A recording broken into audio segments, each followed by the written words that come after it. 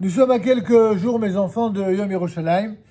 Et la question que vous m'avez posée, c'est quelles sont les valeurs que Yerushalayim, Jérusalem, peut apporter dans notre vie. Eh bien, je voudrais citer ici une très belle parole qui a été écrite par le Rav Ben Ishai dans son ouvrage où il répondait justement à cette question en disant que Yerushalayim et les valeurs qu'elle représente doivent être au cœur de notre vie. C'est ce qu'il dit, effectivement. Comme disait le Rav Zini par ailleurs, dans son Mahamar sur Yerushalayim, qui est très connu, il disait qu'en fait, Yerushalayim, Jérusalem, c'est le cœur de l'âme d'Israël. Vous entendez cette expression? Très jolie. Le cœur de l'âme d'Israël, c'est une expression du Rav Zini de Haïfa. Au même titre que Yerushalayim elle-même représente le cœur du monde vivant d'après les textes.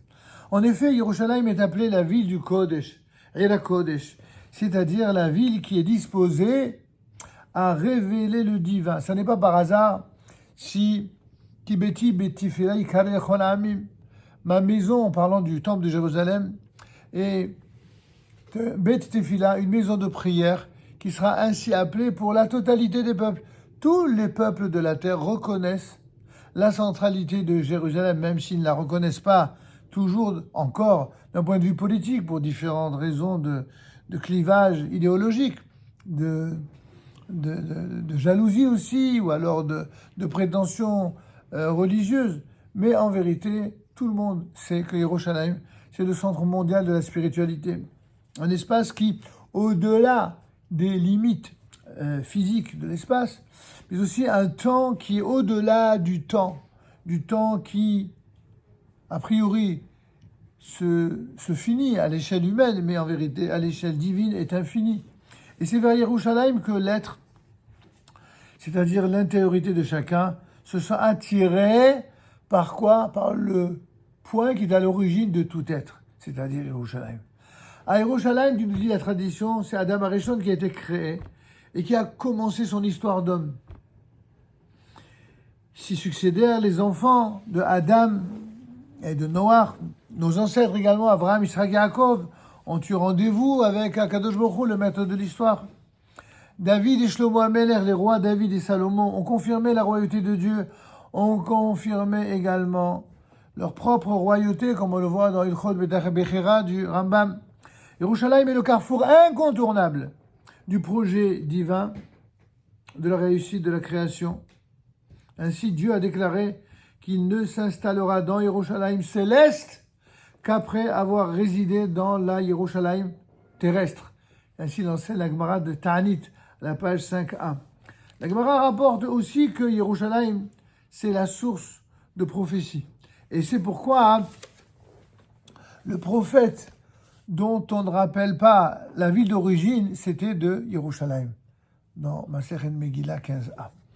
Yerushalayim est également source de beauté, source de perfection et d'harmonie.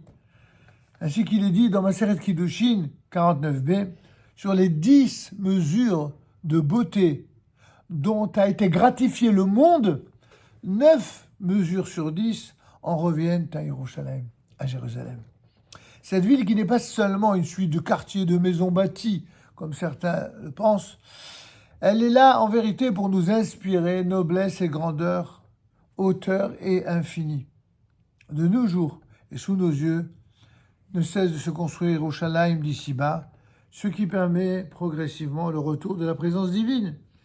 L'humanité voit petit à petit ce phare se dresser et éclairer au loin.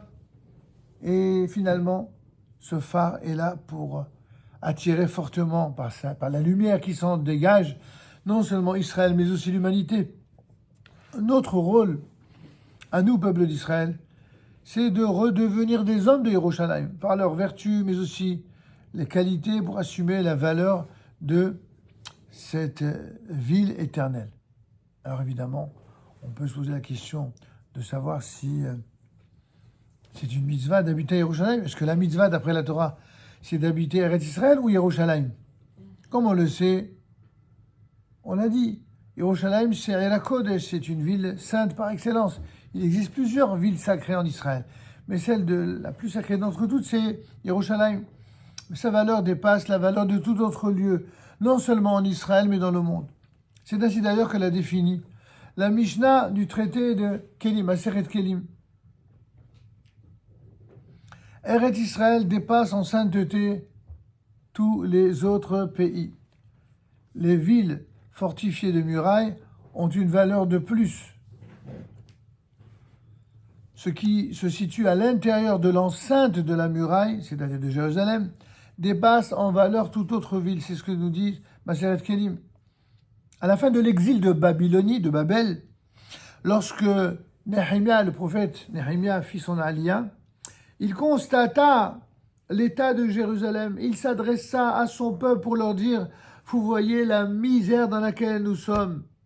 Regardez comme Jérusalem est dévastée, comme ses portes sont consumées par le feu. Allons, rebâtissons les murs de Jérusalem pour que nous ne soyons plus un objet de honte. » Ainsi est décrit le verset dans Nehemia, au chapitre 2, verset 17.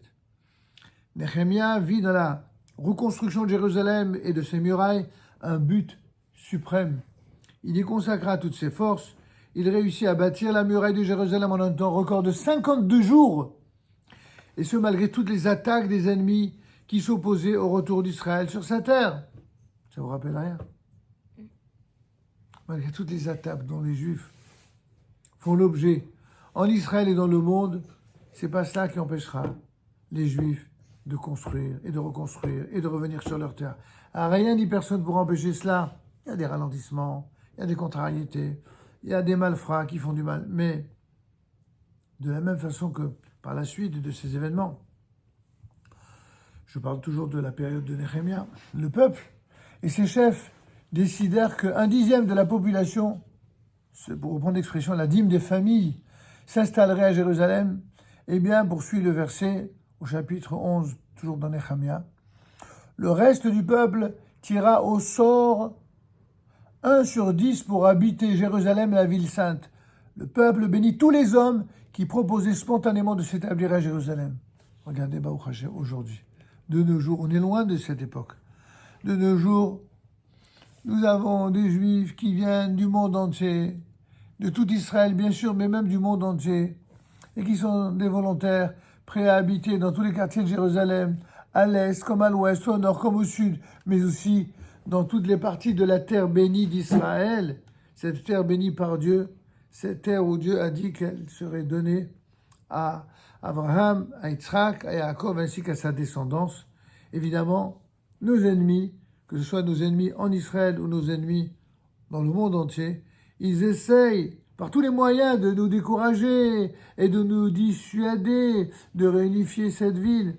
Ils sentent que reconstruire Jérusalem va signifier pour nous la réapparition du Kodesh, mais également le terme pour eux de leur cruauté, de leur méchanceté et de leur jalousie maladive.